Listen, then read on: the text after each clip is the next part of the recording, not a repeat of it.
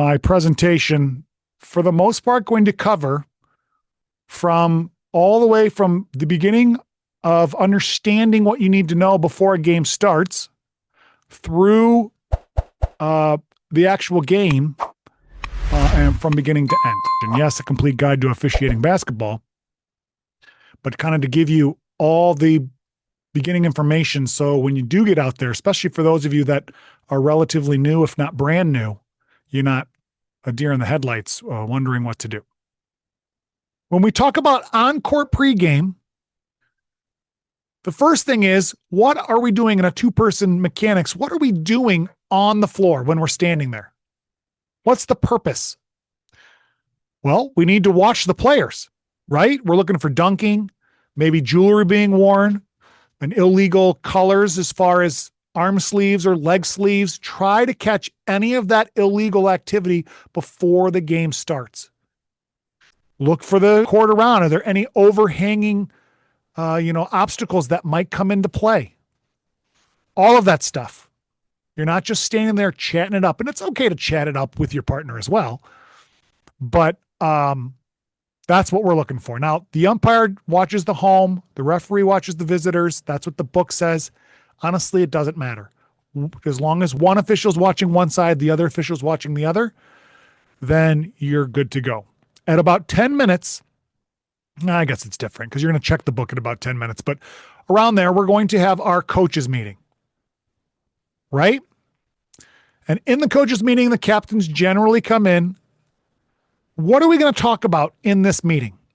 The rules book tells us what we're supposed to talk about. One, we're going to make sure that the coaches know, or the players know, or whatever, however you put it, sportsmanship. We expect good sportsmanship. Okay, we have to address that. What else do we have to address? We need to ask the coaches, are your players properly and legally equipped? And make them answer. Make them say yes. They're always going to say yes, or nod their head, or some kind of acknowledgement. All right? That's it. Those are the only things you need to talk about. You don't need to say, all right, guys, points of emphasis this year are bench communication and contact with the dribbler, so we're going to be watching. As soon as you start telling them rules that you're looking for, a coach, he's going to be all over you the first time you don't call what you said you're going to call. So don't even open up that door. Don't even talk about it. Just cover the items that you're supposed to cover and move on. Good? All right. Let's talk about ball inflation real quick. Because most of us know when you're checking the ball, you can use what's called the ball drop method. And this isn't something that we've just come up with to do. This is actually in the rules. Rule 112 tells us how to perform a ball drop method properly. Maybe you're not aware of this. It tells us you take the ball, and at the bottom of the ball, you hold it at 6 feet. When you drop it, when it bounces back, the top of the ball needs to come to either 4 to 4.5 feet. Okay, bottom at 6, drop it, top to 4 and 4.5. Don't play with an overly filled ball. It makes for a bad game. All right. Now we have a properly inflated ball. We know who the referee is. We're going to assume the referee is tossing the ball. We didn't designate our partner to do it. Our positions are going to be referee stands with the ball opposite the table, and they're going to be facing the table. The umpire is going to be table side, facing away from the table. So the both officials are facing each other. All right. The referee is going to toss the ball. When the ball gets possessed by a player and we know which way the ball is going, the umpire is always going to be with the ball. Wherever it goes, the umpire needs to go where the ball is. And almost always, the umpire will end up on the end line as the lead because the ball is going to go that way. But if it goes into the back court and there's pressure right away in the back court, the umpire really needs to go and officiate that play, and that would mean the referee would become the new lead and the umpire would become the trail. Does everybody understand that? That happens probably 98% of the time where they become the lead. But the 2% of the time that it doesn't, we have to be aware that the referee's not going to be able to officiate that. Just a quick example. Table side facing away is the umpire. Opposite table facing toward the table is the referee. Blow our whistle. That's a good, nice, high toss, just high enough beyond the jumpers. This official used 2 hands. You can use 1, you can use 2, whatever you're most comfortable with. Just make it high enough. Better than that last jump ball that we saw. Do you agree? All right, after the jump ball, now we're going to start talking about the mechanics, how to officiate the game, what to look at, where to look, what to do, where to move, because just standing out there looking and watching the ball is not officiating, right? You can watch the game while being on the court, but then you're not doing your job. You need to officiate the game. So let's talk about line responsibility. What do I mean by line responsibility? I mean out of bounds lines. We don't have one official who's in charge of everything, both officials who's in charge of everything. We have to share the court. So the lead is in charge of the end line. Why? Because that's where they're standing. They can see up and down the end line, which also means they're in charge of the sideline they're closest to because, again, they can see up and down that line. The trail can't see up and down if the ball gets dribbled or stepped on barely. That's why the lead has the end line and the closest sideline, which means the trail has the division line, and that's for the backcourt violation that they may have to call. It's not an out-of-bounds line, obviously, but they need to be aware. And their closest sideline. Makes sense, yes? The trail also, if not obvious, has to take care of the other end line. If the ball goes that way, they're going to have to bust their rear end to get down there. And we're not going to call it from the front court and just watch the ball go back there. We're going to run with the ball as much as we can, even though it will definitely beat us, make it look like we're looking to get it. And we've got to call that line as well. All right.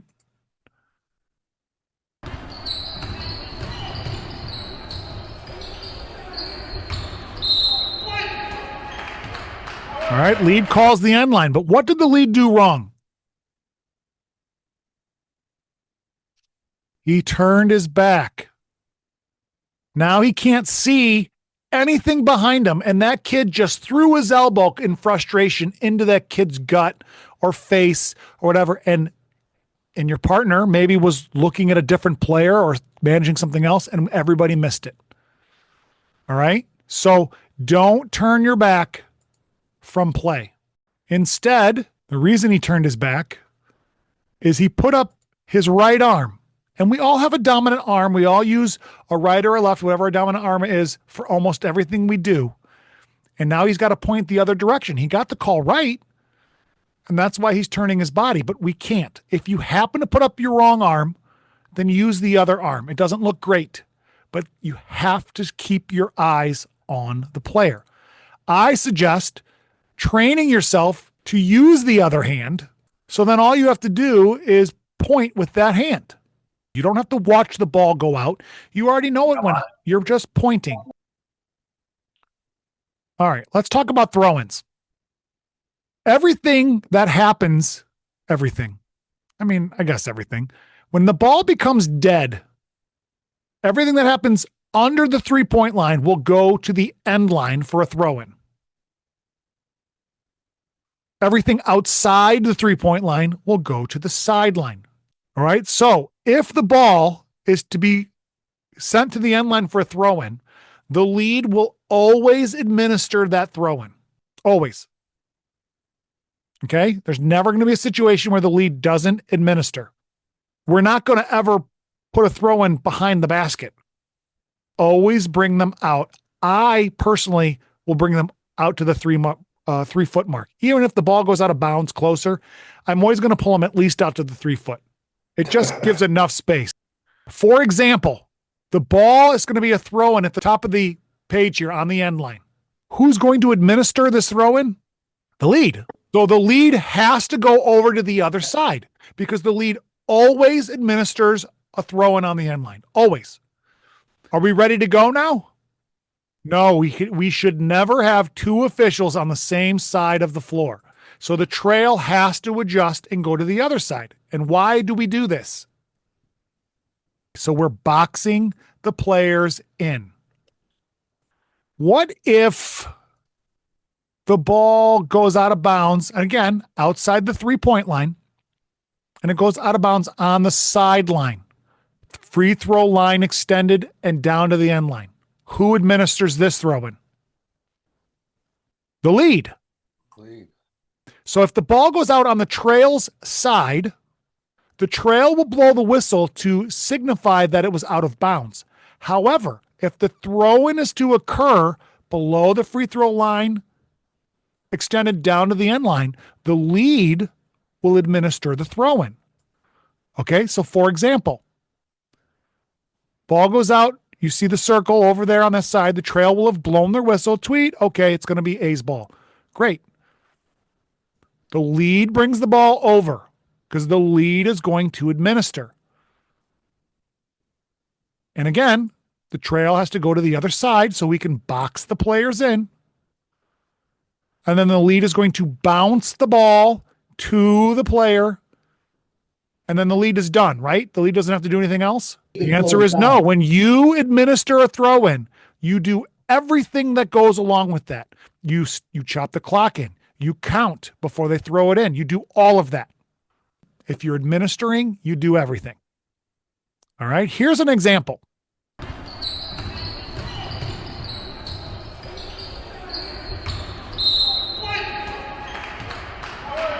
He calls an out of bounds. It was his call right there. The lead stays there to administer. What don't I like about this play? They did it correctly. The lead administered the throw in, but what don't I like? It was the lead's line. The lead got it.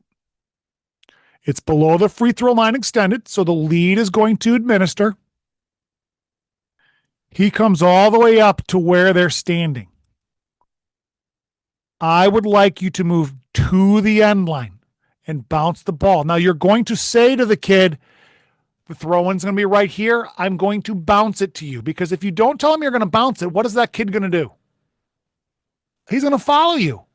You walk away from him, he's going to follow you. That's just what the kids do. I don't know why, but if you say right there, I'm going to bounce it to you. Oh, okay. And then they stay there. Now, if there are players in the way because of the way they're lined up for their offensive play, or the defensive players are standing, then you might have to move over to the sideline. You might have to, but almost always you don't have to that far down. They're not lined up to get a pass right in that area. But if, again, the play dictates that you need to move, then you can move. All right, but for the most part, stay on the end line, bounce the ball.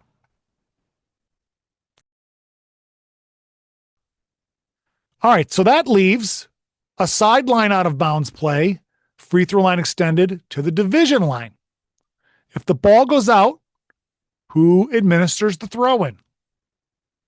Trail will administer any throw in that is free throw line extended up to the division line in the front court. Again, for example, if you've got a ball, and this could be anywhere on the end line, but if you've got a ball, especially close to the division line here, as the trail official, I'm going to back away. I generally give 6 to 8 feet. And why would I do that? What if something happens where they move into the back court, whether it's a steal or they're trying to jog free? You want to be in the best position to officiate those moving players. Okay, now you're still going to bounce the ball. You're still going to tell the kid the throw-in is right here. I'm going to bounce it to you. I will say this every time this happens, whole game. If I have to say it 30 times, I'm saying it 30 times. Okay? You want to box the players in, and when you bounce it, now you're in a better position, especially if there's a play that gets deflected and now play is going to go the other way. Now you're in a better position. We might still get beat a bit, but you're going to have a less of a chance of getting beat to officiate the play. If you're right next to the thrower and you hand it in, chances are great that you're going to get beat and you won't have as good of a look or as good of an angle. All right, let's talk about the 4 designated spots. This is a couple years old now. The 4 designated spots are used when? If there is a foul, a violation, or any other stoppage of play, and the ensuing throw-in will happen in the front court, it will always go to one of the 4 designated spots. Again, it'll be determined by whether it's inside the three-point line or outside the three-point line. But then it will go to one of those designated spots. All right? That is for a foul or a violation or a timeout or an injury or a held ball. Anytime there is a stoppage of play other than out of bounds, you go to a designated spot. If it's an out of bounds whistle, then it goes to where the ball went out of bounds. That is the only exception to this rule. It's not a hard thing. This is something we can control, folks, and we need to do it.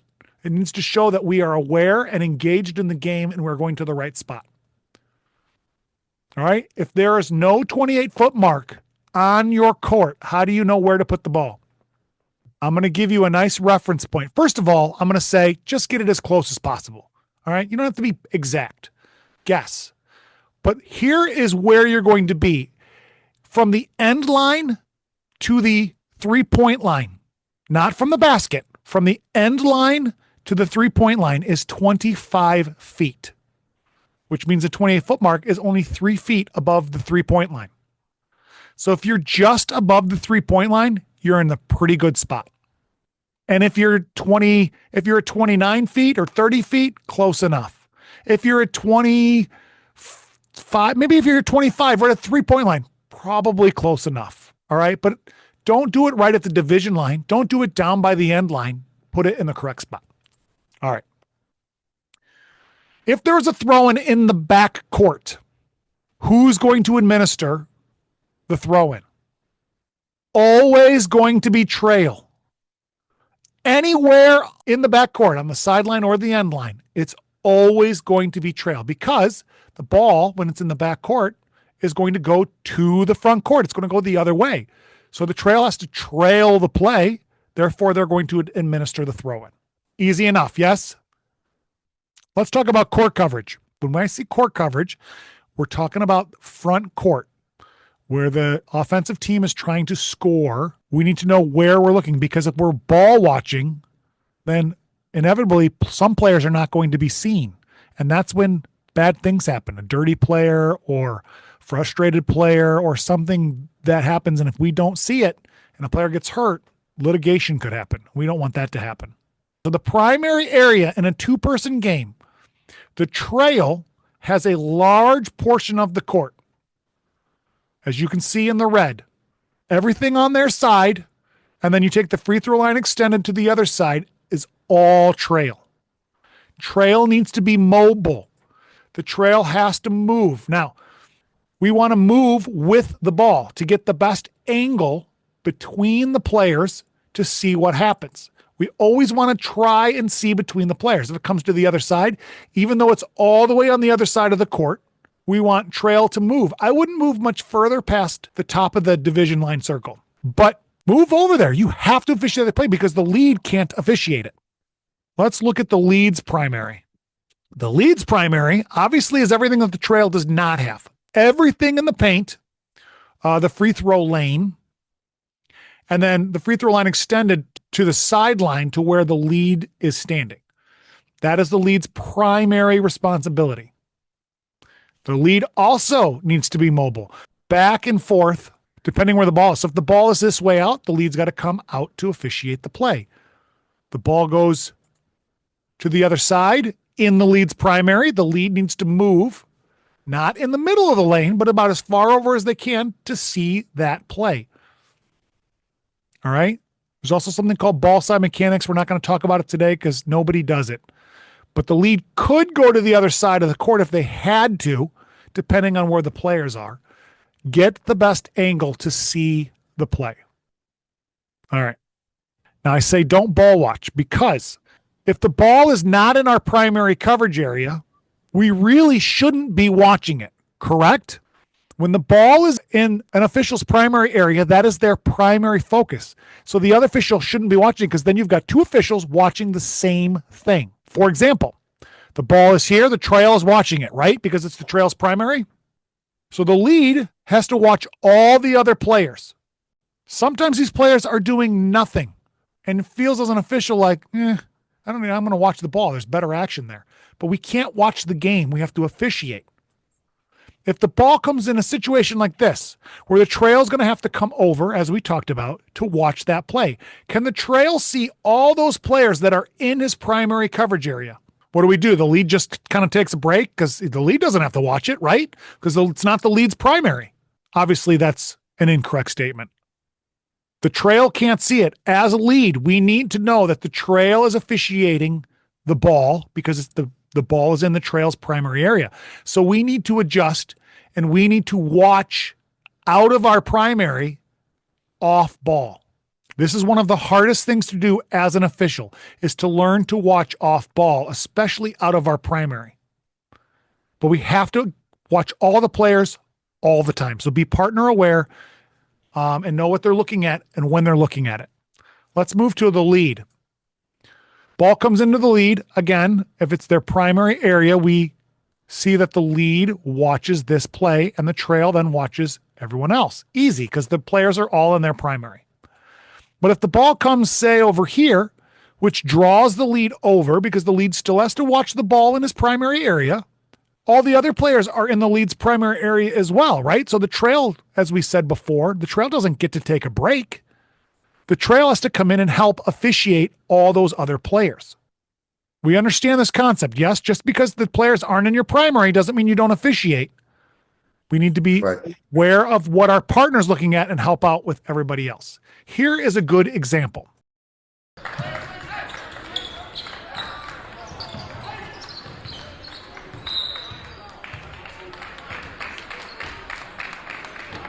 All right, what happened? Did you see? The ball is down. There's a matchup in the lead's area. So the lead is watching the ball and that matchup, which means the trail needs to help out with everything else.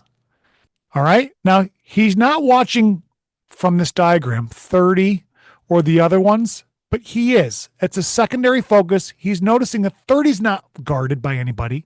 30's not doing anything. So you just need to know that he's there. Be aware that something may happen, but the main action he needs to watch is that paint because most of the action happens in the paint. Do we agree? As this play progresses, it moves up, and now we're getting close to where that primary coverage area changes. Where's the ball now? It looks like the ball's in the trail's area, right? But because the lead has been watching this play all the way from his area, you have to allow some time for a transition. And so I, as the trail, know my partner is watching that play come out of the area. It's still right on that line. I'm going to continue to watch the paint and that play, okay? Instead of watching the ball come up and get that foul. There's no way the trail has any information on what just happened on that play, but the lead has all the information. Okay. Let's talk about the press real quick. Again, this isn't a hard concept, but something that we tend to not do because we get lazy. We know that when there's a press, we need to have two officials officiating, right? Even though we know the ball's going the long way and it's going to eventually get down there, we don't want lead to sitting on the end line by themselves waiting for the play come to them. If all the players are in the back court being pressed, we need to help trail officiate that. There's no way trail can see 10 players, right? And then we all move with the play. But what if we have a situation like this where there's a few players in the new front court and 6 or so more players in the front court? Are we okay with this? The lead should try and help out still. Okay, now lead needs to be aware that A5 and B5 are sitting by themselves. But the lead needs to be up here because if the ball comes this way, the lead's going to have a better chance of seeing what happens as opposed to the trail looking all the way. Now, if A5 and B5 have been banging each other all night, just super physical, then the lead might want to stay down by those players and watch that, because they know that the game has dictated the lead needs to be down there. But if they haven't really done anything all game, then there's no reason to have two eyes right on those players, and we can help out. Everybody understand that? The game is still going to dictate where you need to be, but generally speaking, we want to come help our partner. Let's talk about shooting plays. Again, something I see officiated incorrectly a lot. When the ball is in our primary, what are we watching as the primary official? The ball and its matchup, right? I mean, that makes sense. But when there's a shot, are we watching the ball to see if it goes in? We need to watch the shooter. You watch the shooter go up, you watch the shooter come down, and you wait for the shooter to be safe. Because many times you'll have a closeout foul or a late foul of a player trying to box out, which could knock that shooter to the floor, even though they're not technically shooting anymore. And if you don't, that shooter ends up on the floor and you don't know how they got there, you weren't watching long enough. So stay with the shooter. The trail is going to close down on a play where the shot is not in their primary. And the trail is going to pay attention to basket interference, goaltending. That's not all they're looking for. They're still officiating, rebounding, any pushes, any shoves, maybe some stuff up high. The lead is generally going to watch the rebounders, looking for the body, the pushing. Does that mean they don't have to see anything up high? If a foul happens on an arm up high, no, they still need to officiate head to toe. But generally speaking, the lead's going to get all the body action. The trail's going to get up top. Okay? Let's move to a shot from the trail. All right, what is the trail watching on a shot from his area? They're going to stay with the shooter. Up, down, and safe. All right, the lead is not going to close down. They're going to open up, because if they close down, they're going to get too close to all the players that are coming in to rebound.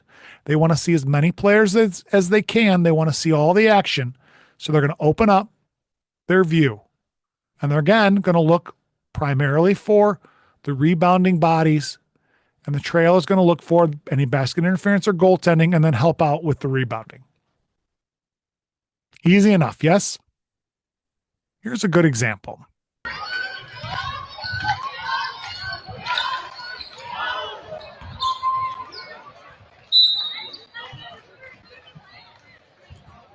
Shooter went down and there was no whistle. Was that a foul or nothing? It was a foul. Watch the feet of the shooter. Look at that foot. It lands right on Bender, who jumped into her space. We need to have a shooter go up and come down. The shooter can't jump 3 feet toward. I get that, but they're just a regular shooter right here. And this defender goes from the free throw line all the way to the 3-point line. And yes, she barely hits her foot, but you can roll your ankle, you could break your ankle, you could do lots of things.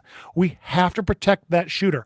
And those of you who know me, I don't like it when people use the word slight when they're describing a foul. Oh, well, they slightly moved into him, or they slightly. That's not an argument to me. Slight is nothing. But when it comes to a closeout foul like this, slight means everything, because that slight land on her foot could break that ankle. And we need to protect that shooter. Everybody agree with that? Yes? Okay, let's move on to the 3-point coverage. This is very simple. If the 3-point line is in the primary coverage area, it belongs to the official of that primary. So this whole line, anytime a 3-point shot is taken on this section, belongs to the trail. If it's in this section, the lead's primary, it belongs to the lead. Easy enough, right? I don't have any further on this, but I want to mention, if the lead has a 3-point shot attempt, the lead is going to signal 3-point shot attempt. The trail is not. In any situation, you only have one person signal the three. Why would the trail not? Because they're not watching that area. How would they know? You don't need to mirror. We just need one person to signal. However, if the ball goes in, if the lead had signaled the three-point attempt, the lead will also signal the make. Then the trail needs to mirror, and the trail mirrors because the trail is in a much better position, whether they're table side or opposite table. They're much better position for the table to see that it was a three-point try. Even though we all know some of these tables aren't looking regardless, but that's not the point. The point is the trail's in the best position, so the trail will always signal the make, whether the trail signals the three-point attempt and the make, or the lead signals the three-point attempt and the make, and then the trail mirrors the make. Everyone get that? All right. Free throws. Again, we'll do this quick. The lead, first of all, is going to go about 2-3 steps back and about 3 to 4 steps down. Okay? That's about where you want to stand for a free throw. You're not going to stand next to the player in the lane. And many of us do. I'm guilty of it sometimes. But we're supposed to be standing away regardless if it's 1, 2, or 3 shots. All right? The trail needs to split his section from the sideline to the nearest free throw lane line. We're going to split it into 3 sections, and we're going to come down about a third, and we're going to go back 1 or 2 steps. You don't want to be right on the free throw line because that is still in the peripheral vision of the free throw shooter, and we don't want to obstruct that. So we come back just a few steps. All right. Well, what do we look at then? The lead is going to watch the player closest to them and then everyone else on the other side of the lane. That is their primary focus on a free throw. Okay, the trail gets everything else. The trail has lots to watch. Yes, they only have 2 people in the lane to watch, but they have to watch the shooter, the ball, the line, anyone behind the three-point line, any defender who might come in across the line beforehand. They got to watch to see if the ball goes in. So the trail's got a lot of watch. I'm going to give you a tip, and this is not in the book, but if you watch the second spot of free throws, so in this diagram, it would be A4 and A5. If you focus on that spot, you're going to get almost everything that happens because those 2 spots are either going to engage with the first spots or those first spots are going to come back and engage with the second spots. Most of the action, the pushing, the shoving, the elbows happen between those players. So if you always watch those 2 spots, you're going to be in a much better position than kind of watching everything. All right. And we've got some videos out there of bad things happening on free throws. We cannot take a break on a free throw. And it's very easy to do, but we got to stay engaged. All right. Now, we talked about foul reporting a little bit. The main thing I want to point out on a foul is we need to give the preliminary sequence every time.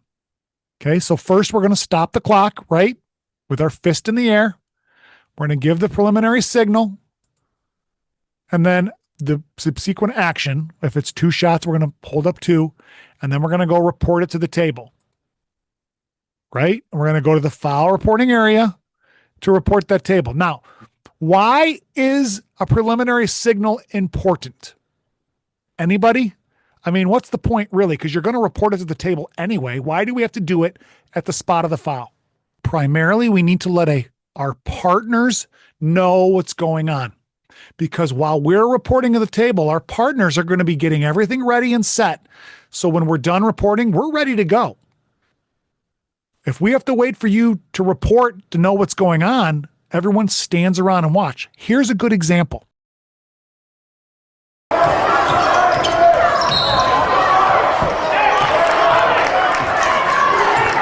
Anybody know what his call was? Was it a block or a charge? I have no idea. We all know in block charges, everybody has a different opinion, right? You can argue whether it's one way or the other, but there always seems to be 2 different people that think what it is. In this play, all he does is point and then he walks to the table. So now what do the officials do? Do they set up for free throws? Do they get him for a throw-in to go the other way? We now have to wait for him to report to know what happened. So everyone just kind of sits around. Give a preliminary signal. Let everybody know what you have, and your partners can then start gathering together. So we understand the importance, yes? All right, let's talk about reporting at the table real quick. I know most of us know this, but again, I see things done the wrong way, not often, but enough to make it a point.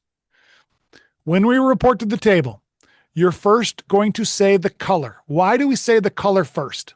The scorer has white on one side and black on the other, right? So when you say the color first, they go to the appropriate side, and then you follow up with the number. It's all logically set out. When you give the number, you're going to give the full number, 51. You're not going to say 51. Even if you, and we have to use two hands, you show two hands. Even if you show two hands, don't say 51, 51. Don't say 51 and do it both on one hand. Okay? Two hands, full number. Everybody got that? And remember, we are showing it reverse. We read left to right. And if we look at this, we see 15, right? Left to right.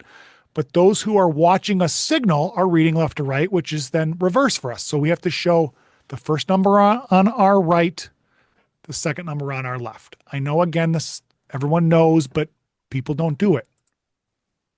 All right. After that, we give the signal. Some people like to verbalize the signal. It was a block. That's fine. Do you have to verbalize the signal? No. But you do need to show visually the signal. And then again, what follows? Two shots, out of bounds, whatever it may be. All right. Here is another example of a preliminary and reporting.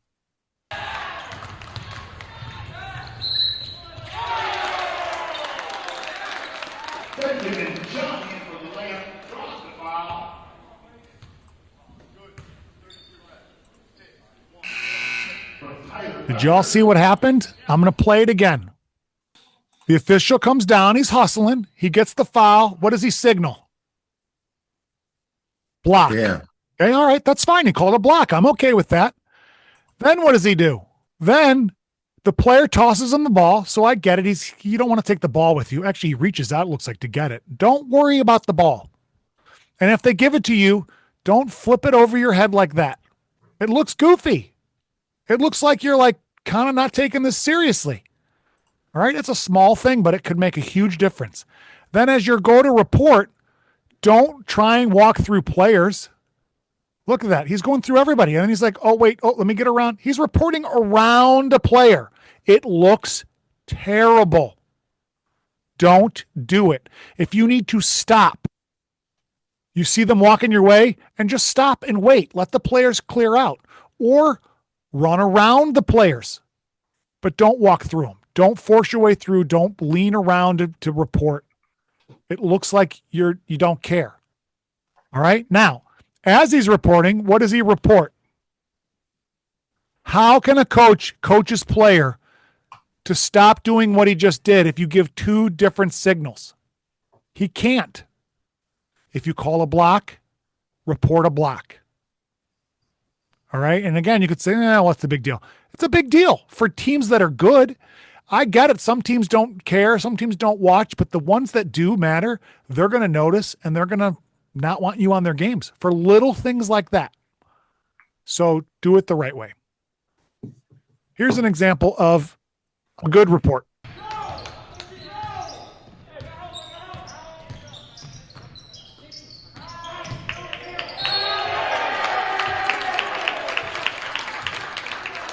He runs around all the players. He's got to take extra steps. Yes, he kind of walked through those a little bit, but that's okay. He stops. He's stationary. He gives the same signal. That official looks good. I believe the call that he made because he looks like he knows what he's doing. And I don't know if I said this today or not. Perception is more than half of what we do. If you are perceived as weak or uncertain, it doesn't matter how good you are, you're weak and uncertain. And vice versa. All right? Okay. Switching. This is the one everybody gets confused on. In a two-person game, if you have a foul and you're not going to be shooting the ball, you are going to switch. And what does switch mean? It means you're going to change positions with your partner on the court, not necessarily lead or trail, because you may be a lead and you're going to become the new lead, but you're going to change the sides. You're either going to be near the division line or you're going to be near the end line. All non-shooting fouls, all. I'm going to give you a few examples. We got a foul on the end line. The lead gets this because it's in the lead's area. We already know this. So the lead is going to report, correct? So now what happens while the lead is reporting? What should be happening? The trail is expected to initiate the switch. The trail knows the lead just called a foul. The lead did all the preliminary signals and said the throw-in's going to be on the end line. I have to switch and take that throw-in. So the trail is going to go down there while the lead is reporting. Get all the players together the best that they can. So when the lead's done, they'll become the new trail and we're ready to go. Okay? Next scenario. Foul happens in the trails area. The trail is going to report, just has to take a few steps because we're going to go to the foul reporting area. Who's initiating the switch? Is there going to be a switch? There is going to be a switch. It is a non-shooting foul. We switch every non-shooting foul. So even though the ball is going to be thrown here, the lead is going to initiate because they are supposed to switch. And then the trail fills in to their spot. I know that seems like, oh, well, why would you? You just walk in and I understand. It's not about what is closest. It's about switching positions because otherwise you're going to have the trail call a foul at the top and then the trail gets the next foul at the top and then the trail gets the next foul at the top and you don't share the calls because you're not changing your position. That's the logic behind it. Here's a good example.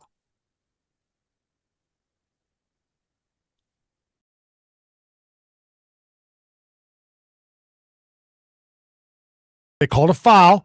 Trail calls a foul, reports. All right, so he goes to the other side because the ball is going to be on the end line. Did they switch correctly?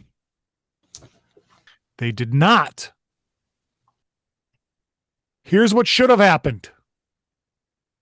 Trail has a foul, which I'm okay with the trail having a foul. They're almost in their area, but they're helping out. They got the foul. Great. They say it's going to be on the end line. That is perfect. They signal, hold, end line. So far, so good. But the old lead should have known we need to switch positions. I'm going to move to my spot. And then when the old trail new lead is done reporting, they will fill in. Again, it seems kind of like, well, that doesn't make sense. Maybe not, but the logic and the reasoning behind it is you have to switch positions to try and share the calls. You could have one official who's bad, good, weak, strong, or maybe just the coach doesn't like and they think they're getting screwed by one official. You got to make sure that you kind of share it so it's not just all falling on one official. All right, now, what if we have a foul like this? And it's going to be a foul that goes long. Offensive foul, we're going from an old front court to a new front court. Obviously, the ruling official is going to report. Do we switch on this or do we go back? It's a non-shooting foul. Whether it's a front court, back court, going long, makes no difference. Non-shooting foul, we switch. All right, so yes, the lead has to go very, very far. You could say it's a long switch, but I would say it's a non-shooting foul switch. They're switching positions from one end to the other. So don't say long switch because it doesn't matter. It doesn't matter whether it's long or short or whatever it is. It matters if it's a shooting or a non-shooting foul. Let's watch this example.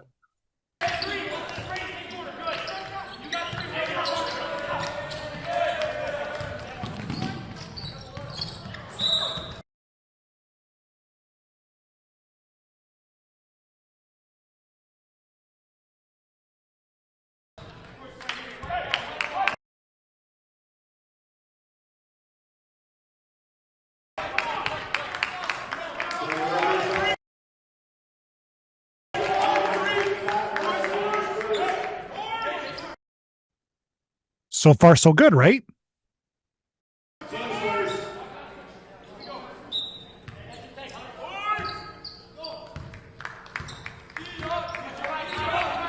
Did you see what happened? I'm going to back it up just a little bit because I do want to mention the throw-in is here. You want to box the players in, right? So we're going to move him to box the players in.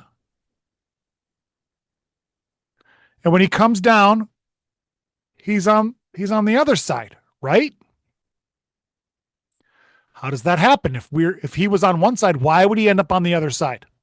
So we'll go back here. So he switches over, and as the official comes down, yes, he has to move the most. Yes, he's going long. Yes, he's got to go down on the other side, but he has to go to the other side.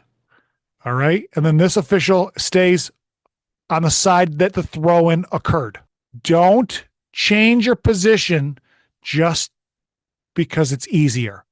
Do it the right way.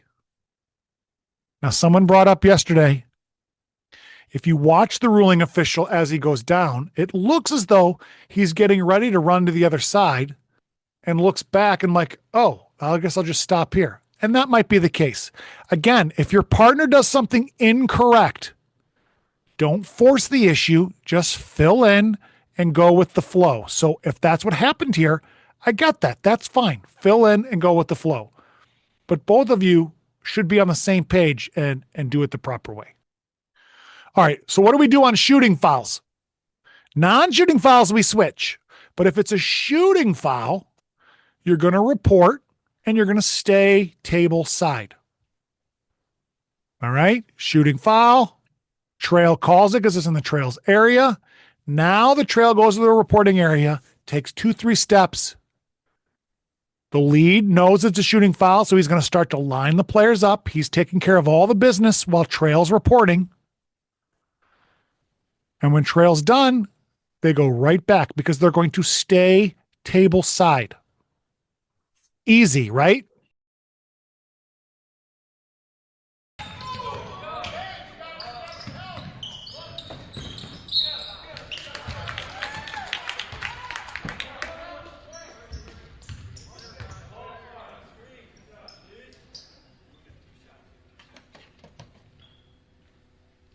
What do we think?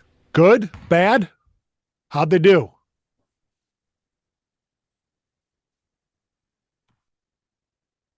The lead gets the foul as they should. It was in the lead's area.